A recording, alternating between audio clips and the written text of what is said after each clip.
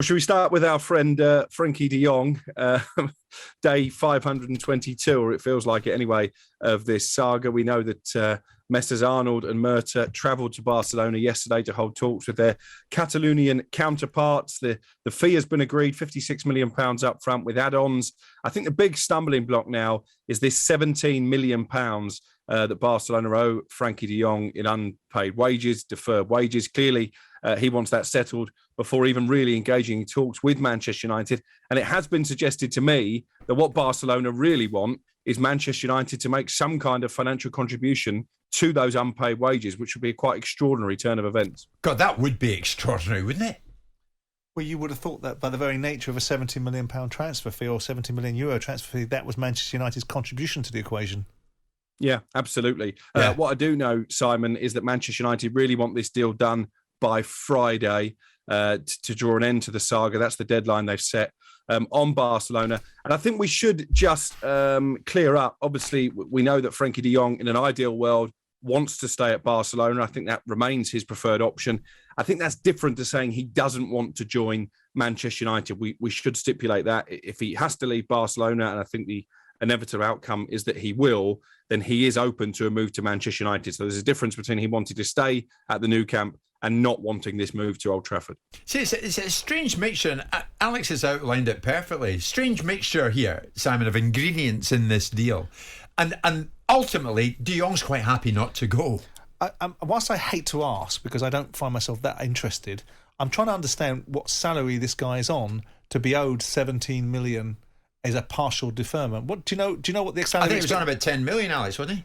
Yeah, and I think there's bonus payments included in that as well. But he would have had to been virtually paid nothing over the last 2 years to be owed 17 million. Yeah, it seems a huge amount of money, but that is the figure that I've been given. As I say, I think there are bonus payments included in that as well. It's a really difficult situation when it comes to Barcelona, because today we hear, and I've mentioned this to you already, and it was in my transfer notebook last week, that Chelsea are showing an active interest in Robert Lewandowski. They'd like to be part of the conversation about his future. Again, he really wants to join Barcelona. Bayern Munich want 40 million euros for his services. You've got the Rafinha situation. As we said yesterday, Barcelona's central to so many of these big transfer deals this summer.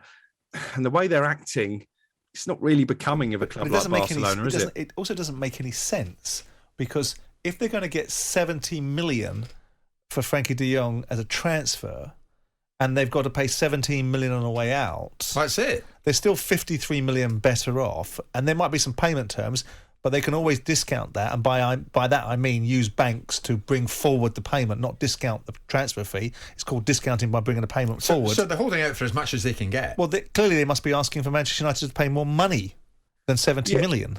Yeah, and I think also I was told by somebody over in Spain that there's also a cap on the amount of money that they can spend under their financial restrictions. So if they did get 70 million euros for De Jong, I think 25% was the figure that I could tell they could actually reinvest. So it's a very difficult situation. It sounds That's to me, why Alex, it's like dragging on. Barcelona is as chaotic behind the scenes as Crystal Palace was all these years ago.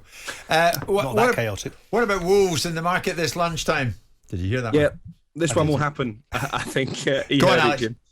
Nathan Collins, Burnley defender, that deal pretty much agreed. It's big money, actually, for a player who only joined Burnley this time a year ago from Stoke. £20.5 million up front is the fee that I've been told, with a further £3 million in add-ons. I think that the reason it's so high is because Stoke get quite a hefty sell-on percentage of that, so they're going to be quite happy to see this deal go through. Personal terms between player and club already agreed, and it could even be formally announced as early as today to enable Collins to join Wolves on their pre-season tour. I'm told by a Wolves fan, I haven't checked this out, but I trust his verdict on this. It's the first time since they were promoted to the Premier League that Wolves have actually signed a central defender. Also, there's no connection between a certain Mr. Mendes and this transfer. So maybe Wolves doing their business a bit differently this summer. I see. And talk about Morgan Gibbs-White this lunchtime, the Premier League rivals circling Wolves for him. Yeah, not just Premier League rivals. AC Milan have been in touch as well about a possible move to Italy. I think there's an expectation now that Wolves will cash in on Gibbs-White. They've offered him a new contract. He's not particularly keen to sign that. I think he feels a bit underappreciated, having had a decent pre-season last year and then been sent on loan to the Championship anyway. Simon's old club, Crystal Palace, very keen to sign him. But the first tangible bid has come from Everton, £25 million rejected. They're looking now, Wolves, for nearer 30 for a very talented, very highly regarded young player. And I think he will end up leaving, partly because he won't sign this contract, but also partly so that Wolves can get some money in to reinvest in the squad themselves. I see. And dare I ask at this lunchtime, Raheem Sterling, is it done yet to Chelsea? I feel I've asked so many questions like that of so many people over the years. Is it done? But is this done now? Are we expecting an announcement? I think we are expecting an announcement. I think he underwent the second part of his medical yesterday. Some of these medical checks this summer do seem to be taking an eternity. Chelsea are keen to get it done. It will be a symbolic statement signing from Todd Boehly. As far as I know, there isn't any issue with the deal going through. They're still in talks with Manchester City over Sterling's teammate Nathan Ake as well. Still pushing for Matthias De Ligt, although at the moment Bayern Munich looks his preferred destination. And Serge Gnabry is an interesting one because there are murmurs coming out of Germany that he isn't particularly keen to go to Chelsea due to his Arsenal connections. He would prefer a return to the Gunners. It's by no means certain that he'll even leave Germany this summer because he's still under contract. But I wonder, is this Chelsea again chasing a player maybe who has his heart set elsewhere, as they have done with Rafinha? Sure thing. Alex, terrific. Thank you so much for joining us. Alex Crook with us this lunchtime. See, Mr. Crook always comes on refreshed. He does. He's ready.